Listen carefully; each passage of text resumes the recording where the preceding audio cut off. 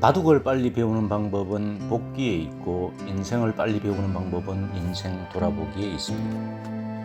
난 바둑을 잘 두지는 못하지만 복기라는 말은 좋아합니다.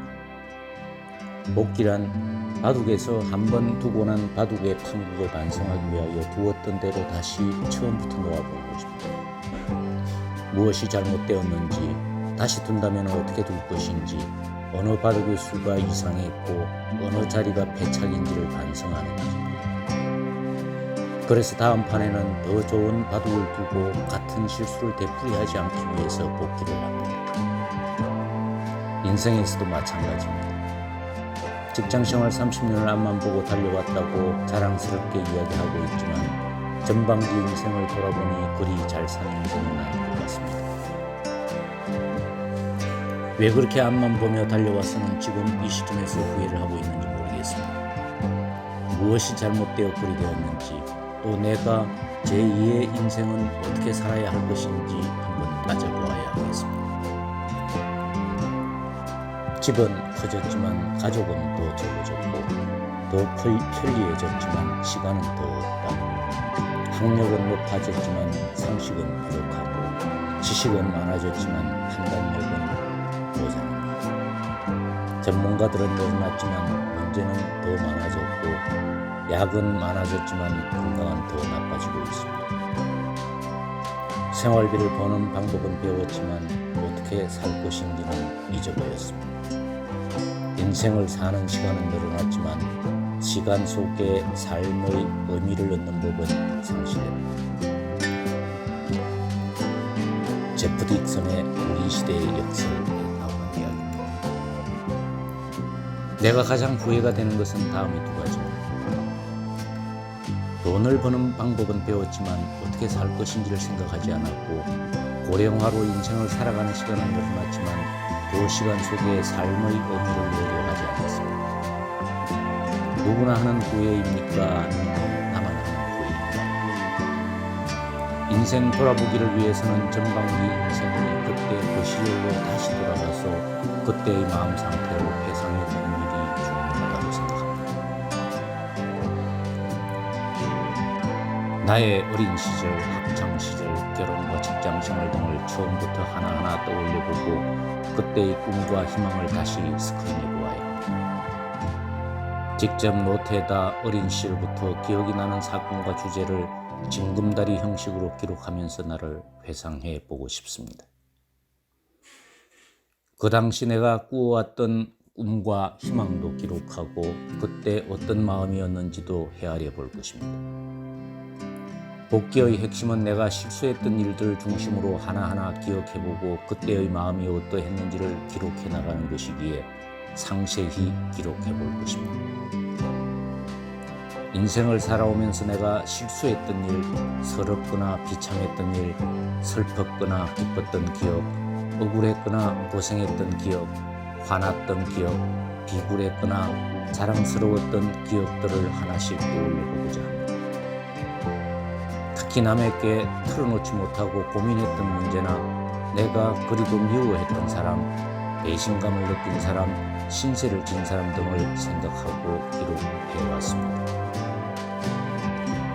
중요한 복기는 그 당시 하지 말았어야 할 행동이 무엇이었고 내가 뭘 후회하고 있는지를 찾아내는 것입니다.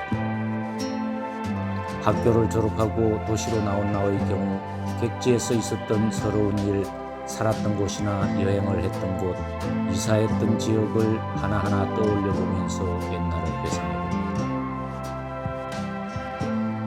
인생을 살아오면서 다 하지 못해서 아쉬웠던 일, 못다 했던 사랑, 아쉬웠던 우정, 배우자에 대한 후회, 자녀들에 대한 기억, 친척들에 대해 좋았던 점과 섭섭했던 점을 떠올리게 됩니다. 전반기 인생을 살아오면서 가졌던 욕심이나 미련도 하나하나 떠올려보고 몸과 마음의 상처도 정리해봅니다.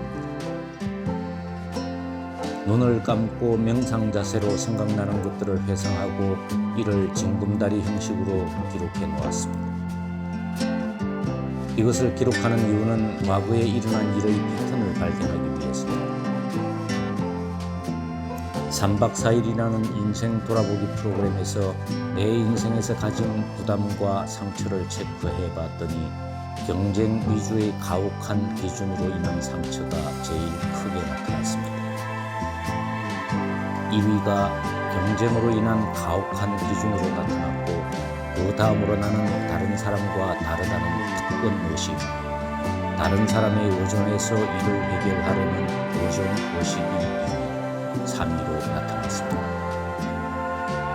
이 조사가 과학적인 의미를 부여받은 조사는 아니지만 자신이 어떤 상처에 휩싸여 있는지를 아는 데는 충분하다고 생각합니다. 충분히 예상은 했지만 1위가 두드러지게 높은 점수였다는 점이 저도 놀라웠습니다. 왜 그런지를 살펴봤더니 경쟁과 최고를 부추기고 있고 이루어야 할 것이 너무 많아서 마음 놓고 쉬지도 못하고 스스로를 너무 심하게 몰아붙이며 압력을 가하고 있었습니다. 이것은 아마 직장의 본질적 가치 때문이 아닌가 생각됩니다. 인류 기업을 지향하면서 경쟁에서 이기는 것을 최고의 선으로 주입하고 있는 민간 기업 직장인의 경우 대다수가 이러한 고민을 하고 있습니다. 경쟁 위주의 기업 전략이 잘못되었다는 것이 아니라 지나친 경쟁 패러다임에서 직장을 그만두면서 그 굴레에서 빠져나와야 하는데 은퇴를 하고 나서도 그렇지 못했다는 점입니다. 여기서 나타난 1위에서 3위의 상처는 자신이 아파하고 있는 상처이면서 반드시 주변 사람들, 특히 가족에게도 강요할 가능성이 높다는 것입니다. 본인은 절대 그러한 것을 자녀에게 강요하고 있지 않다고 펄쩍 뛰는 사람들도 자녀들에게 물어보면 고개를 끄덕이는 걸 보면 알 수 있습니다. 본인은 아니라고 하는데 자녀나 가족에게 물어보면 긍정적인 답변이 나오기 때문입니다. 베이비 부모 은퇴자들 대부분은 가혹한 기준의 덫에 빠져있는 사람들이 많습니다. 그래서 그러한 기준과 사고를 은연중 자녀들에게도 강요하고 또 나아가서는 주변 사람들에게도 강요를 하고 있습니다. 본인 스스로는 이래서는 안 된다고 생각하고 있는데도 애들에게는 은연중 이러한 가혹의 기준을 강요하고 있는 것이 더 문제입니다. 나의 경우 학교 생활과 직장 생활에서 내가 꿈꿔왔던 꿈과 희망을 스크린해서 초등학교, 중학교, 고교 시절, 대학과 대학원 시절의 꿈과 희망을 정리해보고 직장 생활을 30년 동안 꿈과 희망도 정리해보았습니다. 직장을 그만두고 나서 외부 강의에 몰두하고 또 내 사업을 해보겠다고 뛰어들어 지금까지 달려왔습니다.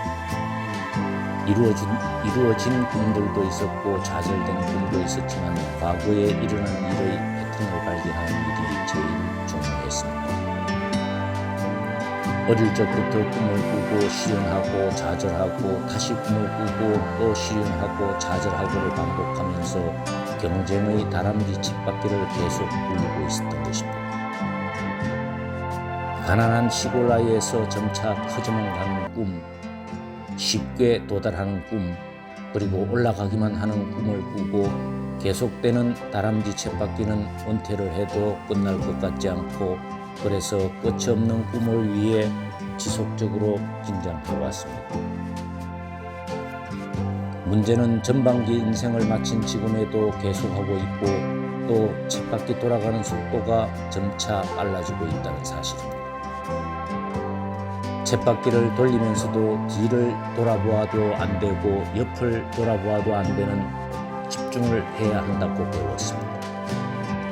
어릴 적부터 꾸어왔던 꿈과 성공을 위해서 오로지 앞만 보며 달려오던 그 일이 이미 내 인생의 패턴이 되어버린 것입니다.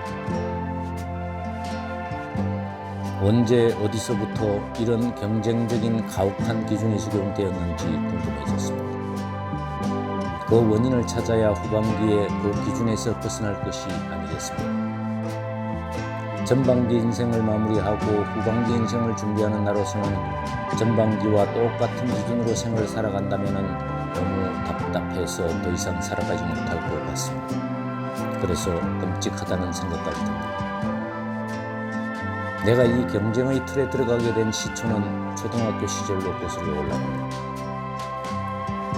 학교 성적에 대한 아버님의 과도한 집착, 초등학교 선생님과 주변 사람들의 나에 대한 기대감, 그리고 가난을 벗어나야겠다는 강요된 패러다임에서 형성된 기준 때문이 아닐까 생각하고 있습니다. 심각한 것은 은퇴를 하고 제2의 인생을 준비하고 있는 지금 이 시점에도 점점 빨라지고 있는 경쟁의 쳇바퀴를 계속하려 하고 있다는 점입니다. 전반기 인생에서 징검다리처럼 놓여있는 꿈의 단계를 계속해서 굴리면서 이루어왔다면 이제는 그 경쟁의 쳇바퀴에서 내려와도 되는데 그 쳇바퀴에서 뛰어내리지 못하고 있는 것입니다. 쳇바퀴를 타고 있는 자체가 하나의 패턴으로 굳어져 일상이 되어버렸기 때문입니다. 여기서 뛰어내리게 되면 불안이나 공허함을 느낄 것 같습니다. 일종의 분리불안 증세가 아닌가 생각됩니다. 눈을 꼭 감고 경쟁의 쳇바퀴에서 성큼 내려서야 하는데 그걸 하지 못하고 있습니다.